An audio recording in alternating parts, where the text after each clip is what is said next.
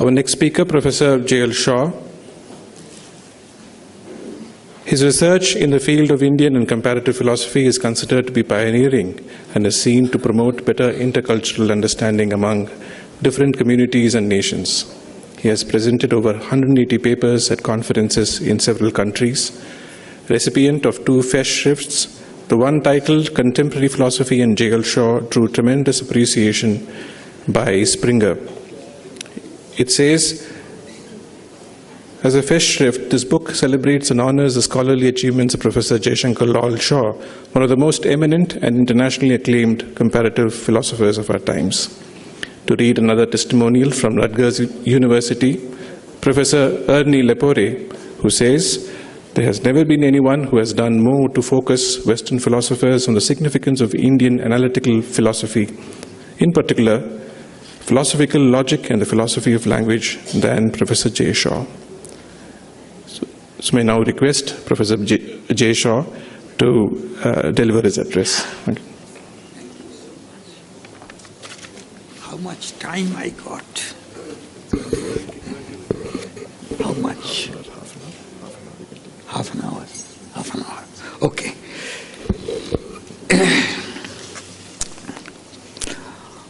Honorable Chairperson, revered Swamijis of the Mission, ladies and gentlemen, sisters and brothers, distinguished guests, I would like to convey my heartfelt thanks and gratitude to you for organizing the 3-day international seminar on the relevance of Indian philosophy to contemporary Western philosophy.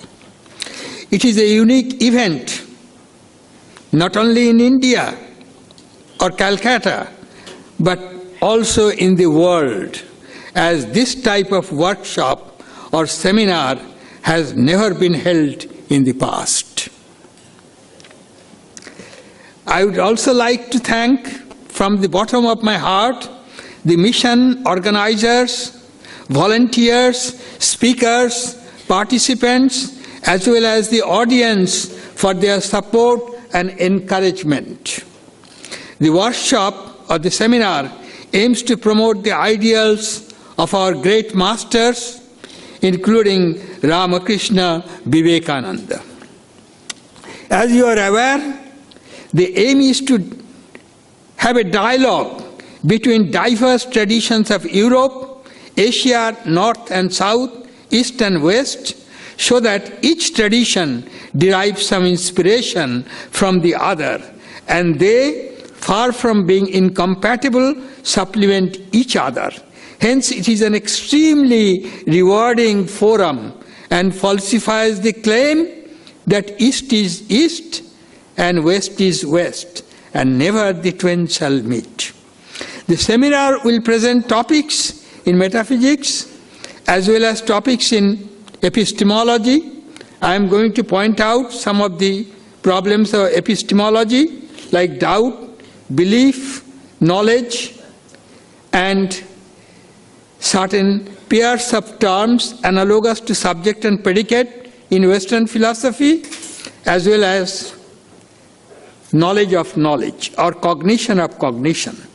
Since we are focusing on analytical philosophy, we will discuss topics in philosophy of language, such as meanings of proper names, definite descriptions, indexicals, and sentences, as well as topics in logic, such as the principle of contradiction and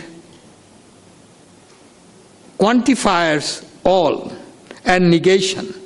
At the end of this paper, I shall refer to the relevance of the philosophy of Swami Vivekananda to the contemporary problems as the world is torn apart with several types of conflicts, including conflicts of religion, culture, and values. Hence, this seminar would promote interdisciplinary dialogue as well as understanding between the diverse traditions of thought, culture, religion, and philosophy. Now, the aim is to demonstrate how Indian philosophy can contribute to the discussion of the shared problems with Western philosophy, especially how Indian philosophy and Western philosophy can derive insights from each other.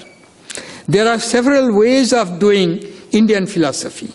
All of them are required at some stage or the other. For example, to translate the text from the original sources into English, or to write commentaries with translation, to compare Indian philosophy with some trends of Western philosophy, such as comparison of Advaita Vedanta with Hegel or Bradley, or the existentialist conception of angst, anxiety, with the Buddhist conception of dukkha.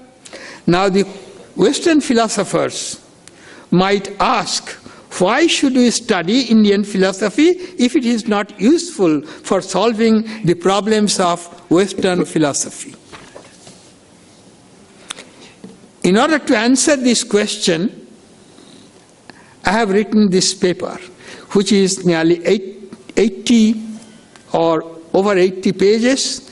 Now I will mention only a few things to demonstrate the relevance of Indian philosophy with respect to certain problems of Western philosophy or contemporary Western philosophy, or the problems of epistemology or philosophy of language. I would like to focus on 4 points. How to reconcile some of the conflicting views in contemporary Western philosophy by using the techniques of the Nyaya tradition. There are some problems, conflicting views in Western philosophy, and how to reconcile by using the techniques of the Nyaya philosopher. Nyaya is not, as my guru told me, Nyaya is not what is already written in the book, in ancient books, but Nyaya is something living. That which can be justified by reason is Nyaya.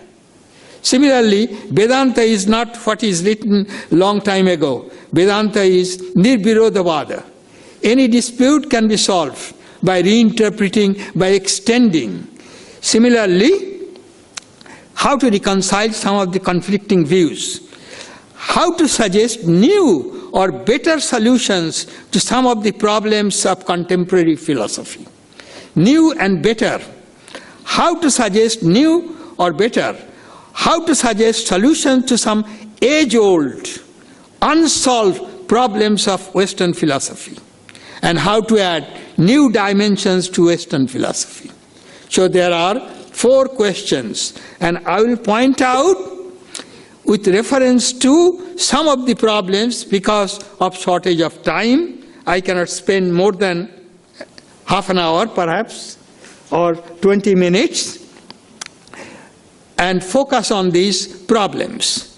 Now, we are facing another problem regarding interpretation, including the word philosophy in the West cannot capture our conception of philosophy.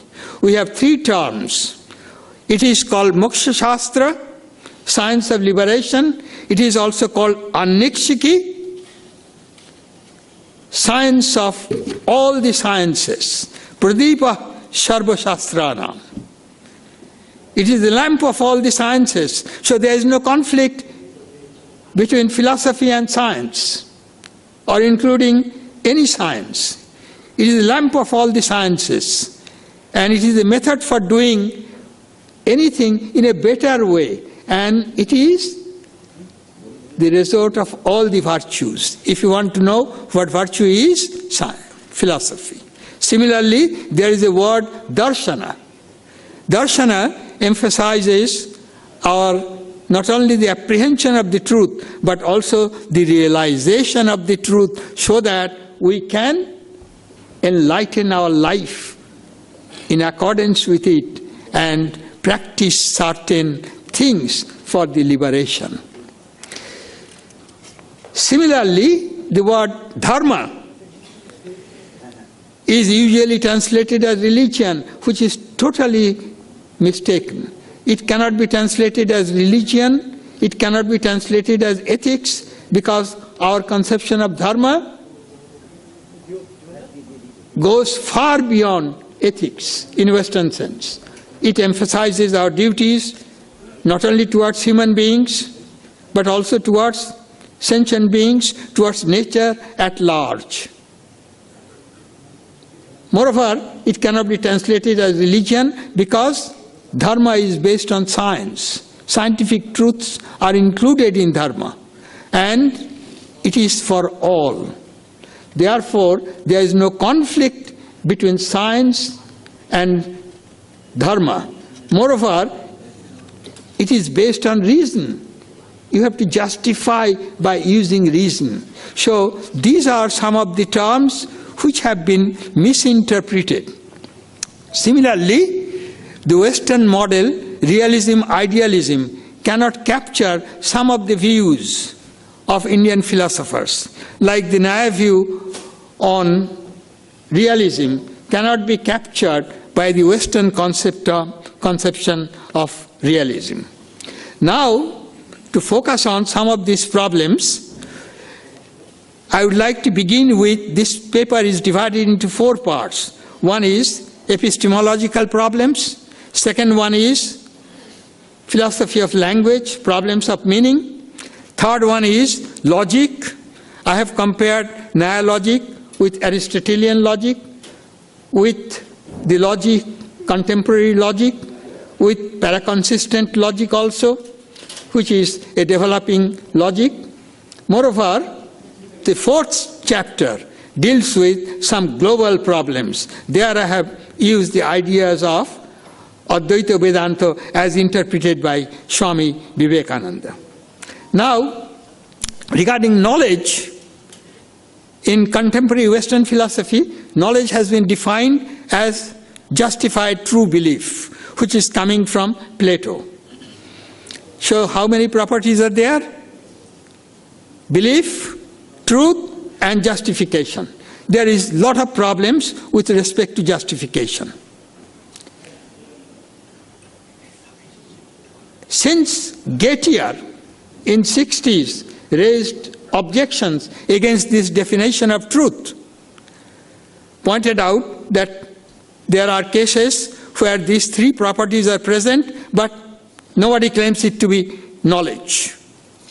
Indian philosophers have discussed this problem for a long time, especially the Naya philosophers. And knowledge is justified true belief. Okay. What is belief? Naya philosophers claim that belief is doubt-free cognition. There is no doubt. So, Naya philosophers, Indian philosophers have emphasized doubt, because ultimately, in order to realize the truth, you have to remove doubt. As in the Upanishad and all our scriptures mention that doubt is to be removed. In Bhagavad Gita also, it is mentioned that doubt is to be removed. Now, there are lots of articles on doubt in Indian philosophy. Causal conditions of doubt, division of doubt, discussion how doubt differs from a question, how doubt differs from other cognitive states, and especially Naya philosophers have introduced causal conditions for doubt, 4 types of doubt. So that discussion will add a new dimension to Western philosophy, because that type of discussion has not yet taken place. Secondly, belief. We got true belief, false belief. If it is the case of knowledge, it has to be true belief. And how to explain false belief? Russell has discussed this problem, and he claimed in his couple of papers that nobody has succeeded in explaining a false belief without postulating the existence of the non-existent. Consider this case, Russell's case. Othello believes that Desdemona loves Cassio. That is a false belief. But that Othello believes, that is true. But the content of belief is false. And he tried to explain in several ways, but failed. And he admitted nobody has done it. Indian philosophers by following the Nyaya tradition.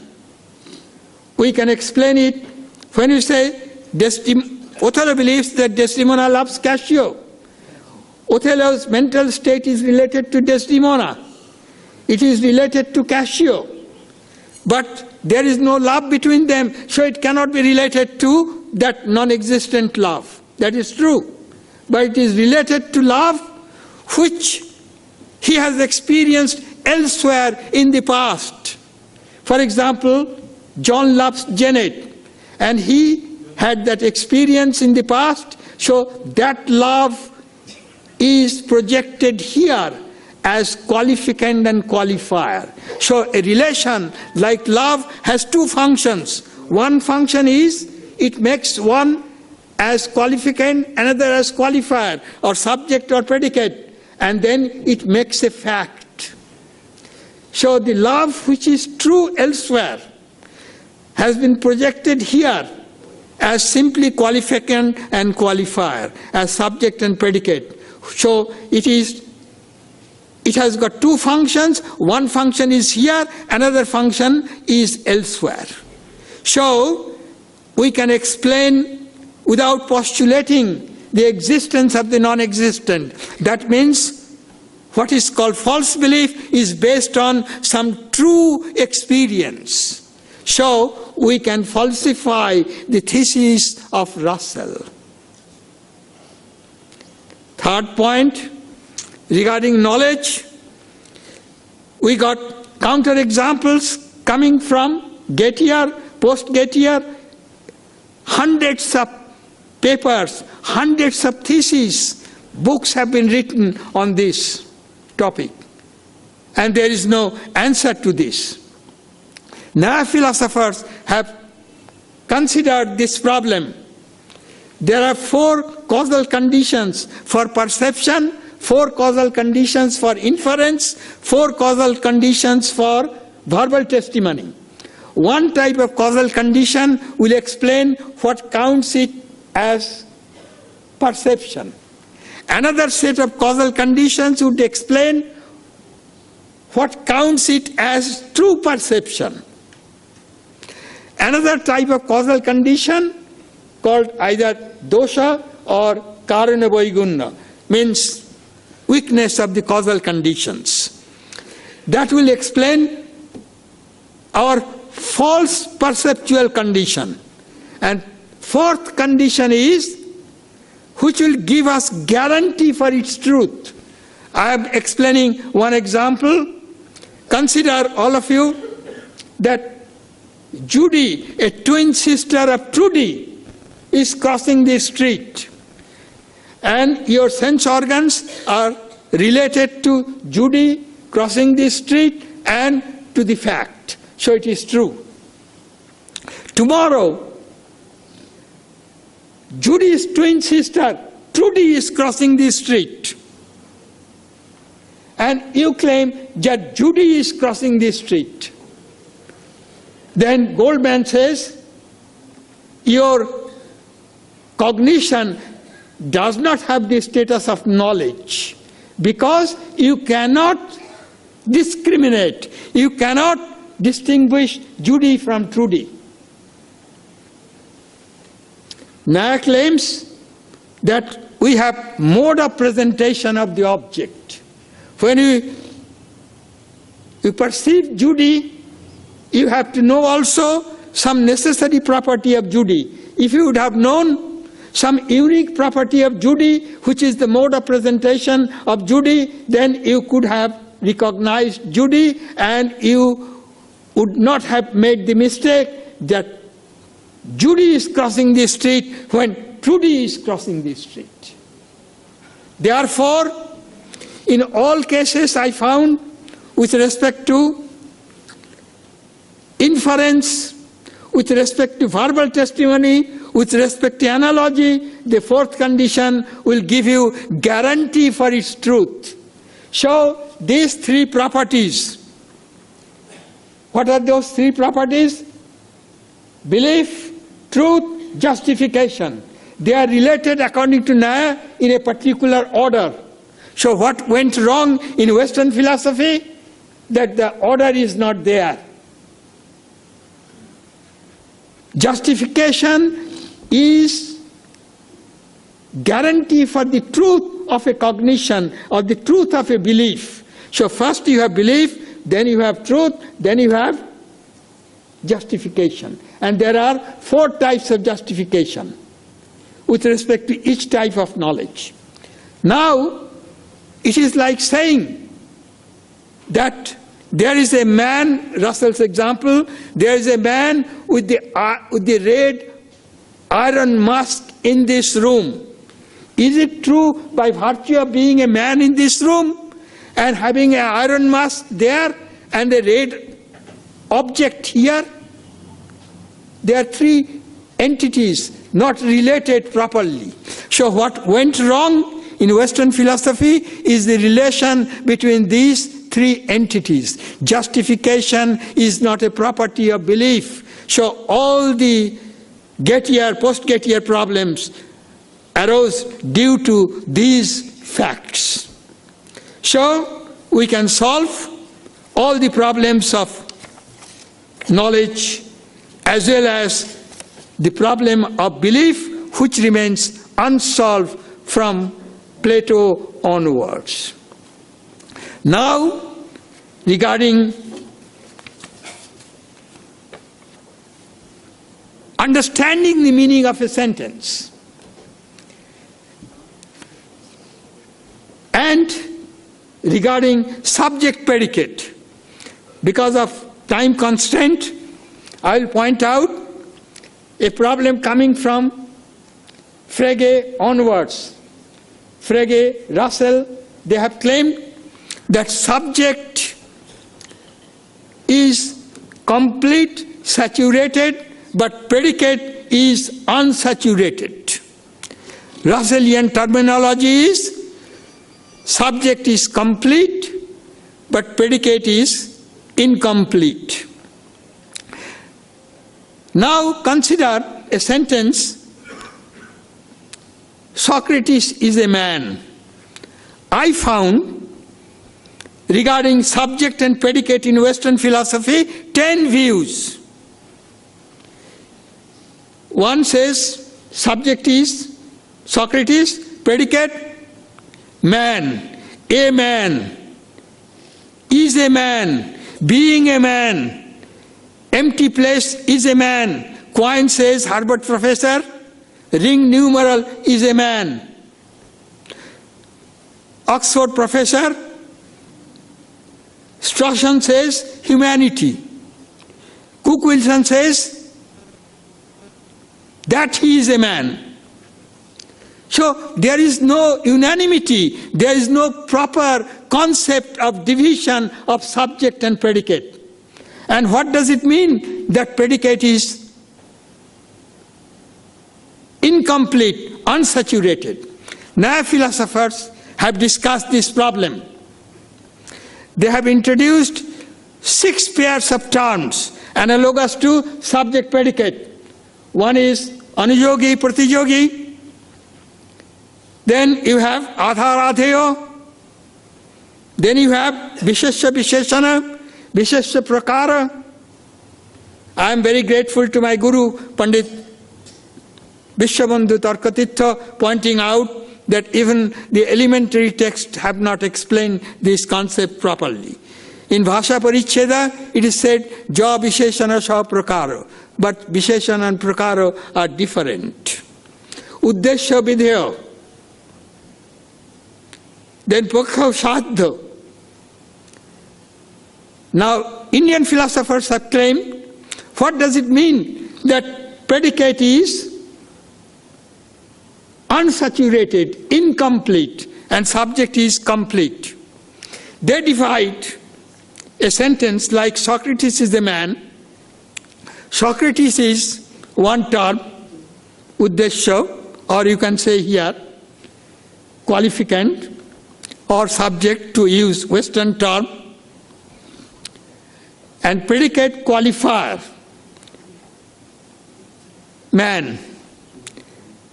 And there is a relation between subject and predicate, qualificand and qualifier. What is the relation? In this case is identity. That Socrates is to be identified with a human being. Now philosophers claim there are arguments that mode of presentation of the subject is property of being Socrates, predicate, a man, is humanity, and the relation becomes the mode of presentation of the qualifier. So the relation goes with the qualifier, and there are arguments for it, very strong arguments for it. So there is a clear view. What is subject, what is predicate? Predicate is everything except the subject. So Socrates is a man. This English expression, if we divide into subject predicate, subject is Socrates, predicate is a man. In the term of Naiyayikas, qualifier is presented under the mode of humanity as well as under the mode of the relation identity. Therefore, they have solved the problem, two problems in one stroke. What are the two problems? One is how to divide Socrates a man into two parts. In Western philosophy, we have 10 views. And here you have one. Socrates remaining. And what does it mean? That is incomplete. That relation is the mode of presentation of the qualifier. Second point, why relation is the mode of presentation of the qualifier? They have given argument, solid argument for it. Argument is that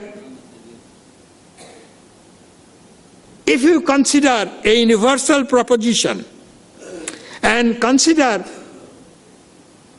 what would contradict that universal, you cannot answer this question unless relation goes with the qualifier. For example, if I say everything is red, what would contradict this one? Everything is not red. Something is not red. I am not red. John is not red. Tom is not red. Have you answered my question? Keep on going. You cannot answer my question. Now philosophers claim we can answer it. All the cognitions, all the sentences in which is not red, is the predicate, will contradict this cognition. So, qualifier as well as the relation will make one entity. Qualifier is the mode of presentation of it. So you cannot answer my question unless the relation goes with the qualifier. Therefore, this age-old problem of greatest logician, Frege, greatest logician who continued Frege's work, can be resolved, can be answered. So aged problems can be answered, recent problems can also be answered. Similarly, MIT School of philosophers like Chomsky and others are concerned with the question, Brutus killed Caesar, Caesar was killed by Brutus. Do they have the same meaning? I gave a book to Tom, Tom received a book from me. There are innumerable sentences. Do they have the same meaning? They are arguing intuitively. I can quote in my paper that Portner says we are arguing intuitively. Some say they have the same meaning, some say they do not have the same meaning. But the Nyaya philosophers have discussed this problem in their terminology, Ghatavad Bhutalam, Bhutale Ghata. A pot is on the floor and the floor has a pot. Do they have the same meaning? They claim they do not have the same meaning. Wherein lies the meaning of a sentence? In the relation along with the direction. Therefore, Brutus killed Caesar, Caesar was killed by Brutus, do not have the same meaning. So all transformationally equivalent sentences do not have the same meaning. So there is a clear answer to their question, because they are not aware of wherein lies the meaning of a sentence as distinct from the meaning of its parts. So we solve this problem of the linguists as well as philosophers. Similarly, we have proper names. There are different views in Western philosophy. Now philosophers have used two terms. One is Shakkata Avachedaka, another is Pravitti Nimitta. So, Pravitti Nimitta means reason for applying the term to the object to which it applies. Gadadhara and then Raghunatha Kakavad Griha. That means you require some indicator which will be the sense or the mode of presentation of the referent. So all the Western conflicts between the two camps, one is called description theory, another is called causal historical explanation theory of proper names, can be resolved, can be united under one umbrella called Pravitti Nimitta, means there are reasons for the term to which it applies. Therefore, Indian philosophy can not only solve age-old problems, unsolved problems, but also reconcile the conflicting views under one umbrella. Moreover, regarding meaning of a sentence, there is atomistic view, holistic view. When I say the deer has a horn, this table has a bright brown color. Western logic is atomistic. When deer has a brown horn, first you understand how brown color is related to horn, then how brown horn is related to deer. That is called atomistic understanding, and logic is atomistic. But now philosophers have introduced also holistic understanding. That means the middle one, the deer has a brown horn. Brown color is a qualifier in relation to the deer and qualificant in relation to brown color. Therefore, it has two properties, and how they are related in a holistic understanding by limiter limited, paraspar avachedda avachhedak sambandha. So here we come across something totally new. Western philosophers have not talked about holistic understanding or logic for holistic understanding. Once I talked to a very famous Western logician, and he told me, we have not yet developed that logic. And he claimed it can be developed, but not yet developed. Similarly, Russell's best contribution in philosophy is, or philosophy of language, theory of definite descriptions. The present king of France is bald, which is false. How to explain it? They postulate that somehow we got present king somewhere.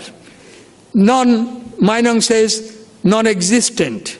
Or you can say we got an idea or proposition. Russell claimed no. When you say the present king of France exists, what we mean? That there is one king of France, and at least one king of France, at most one king of France, and it is false. Gadadhara, my guru told me, has discussed this 4 centuries ago. And his theory, which I am going to present at the academic session, day after tomorrow, is far superior to Russell's theory.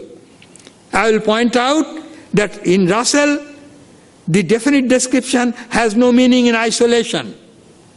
The present king has no meaning, but if I say present king of France exists, then it has meaning.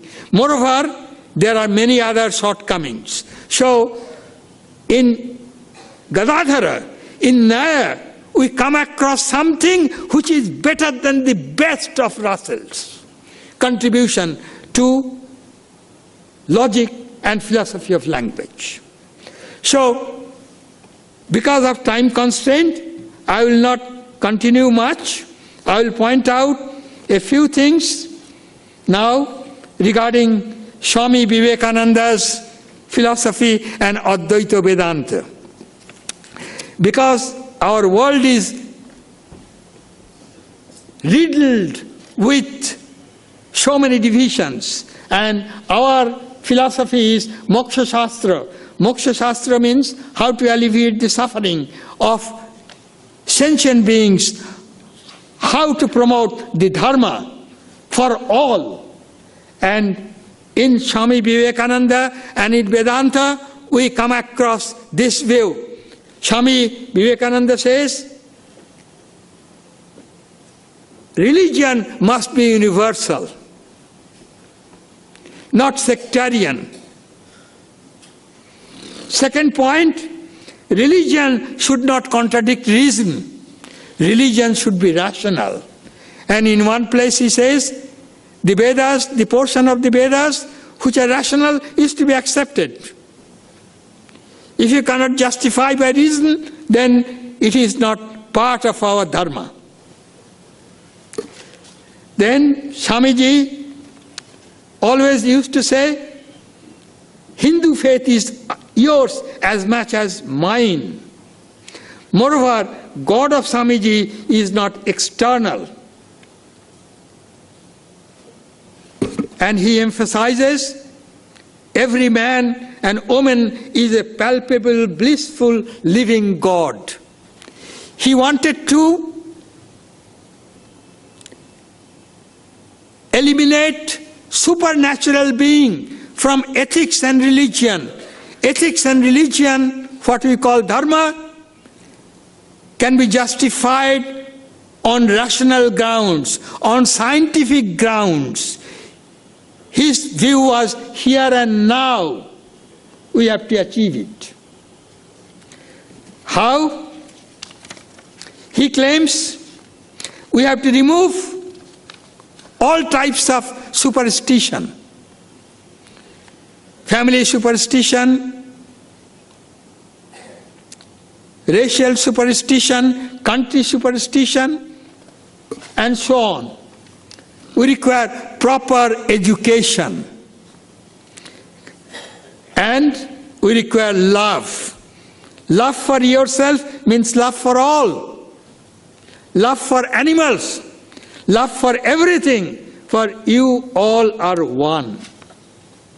So he has postulated oneness. I cannot be I without you. You cannot be you without I.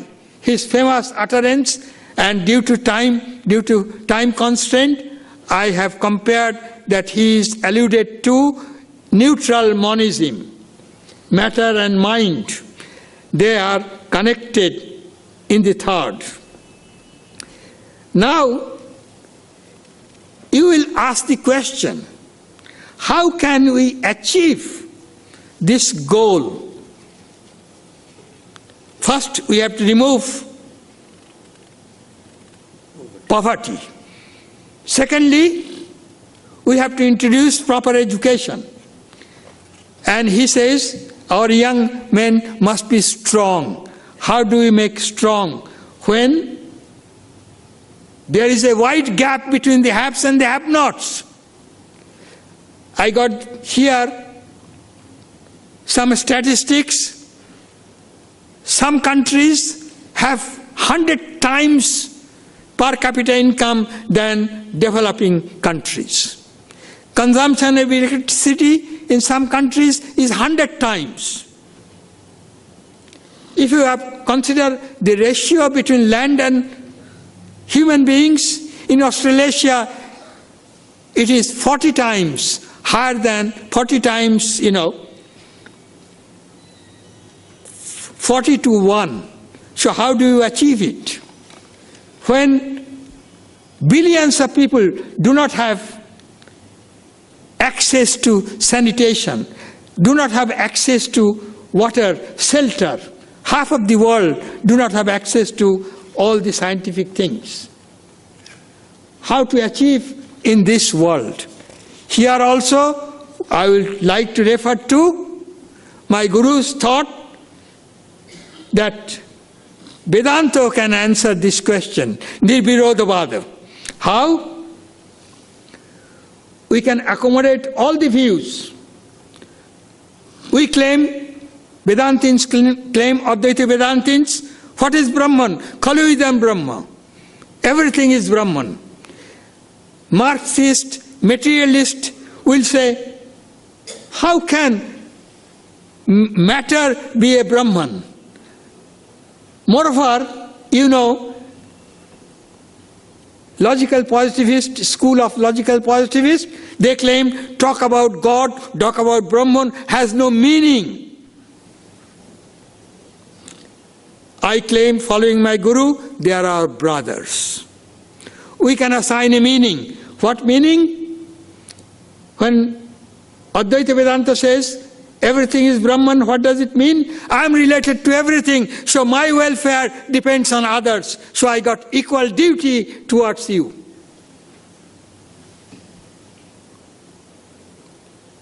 Marxist, materialist, they will all accept this.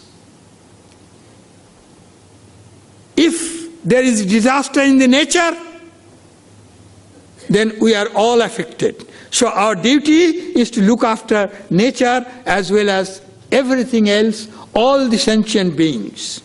So the ideal of oneness at global level, I am claiming, can be realized if the countries are governed by a single world body. Oneness we have to impose on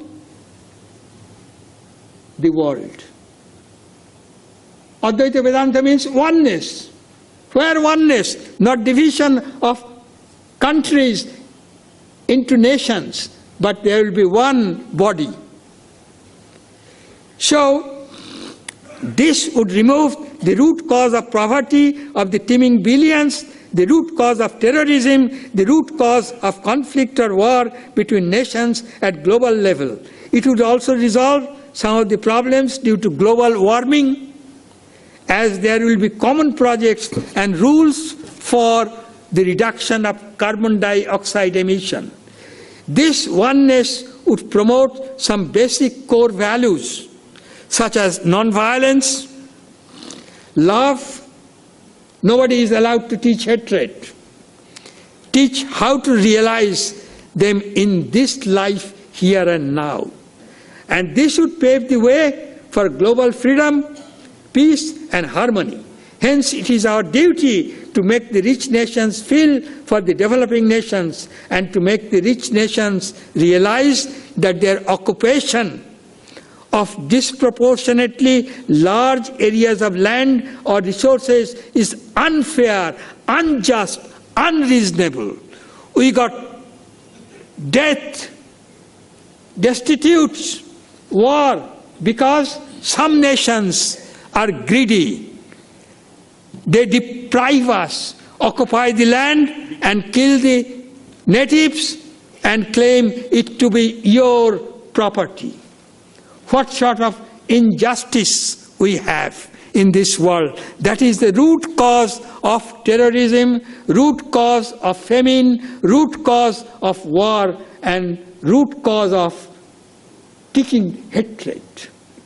So, in order to save this world, we got some duty. So this can be achieved by changing people's heart. This is what Ramakrishna mission, Ramakrishna, Vivekananda and their mission is, to changing people's heart so that we love each other. And by carrying the message of oneness and universal brotherhood to every individual, to every city, and to every community, and to every nation. It is the message of freedom from suffering, peace, bliss, global harmony. It is for the betterment of all and every being. It will reduce our suffering and pave the way for the realization of our freedom from bondage.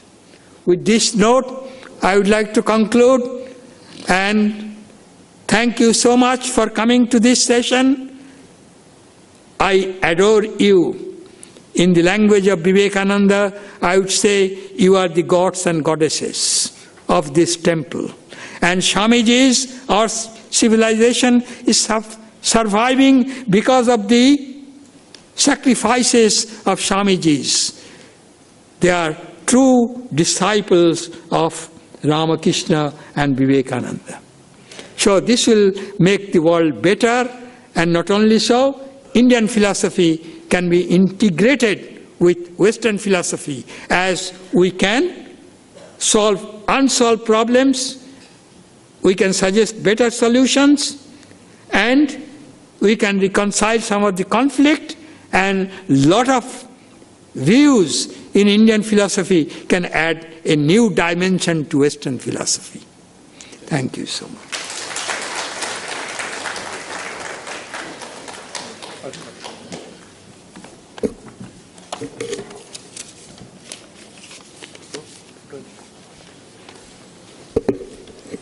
I express my deep indebtedness to Srimad Swami Bhajananji Maharaj for his keynote address and gracing the occasion, and also to Professor J.L. Shaw for his forceful lecture and his active role in the shaping of this seminar.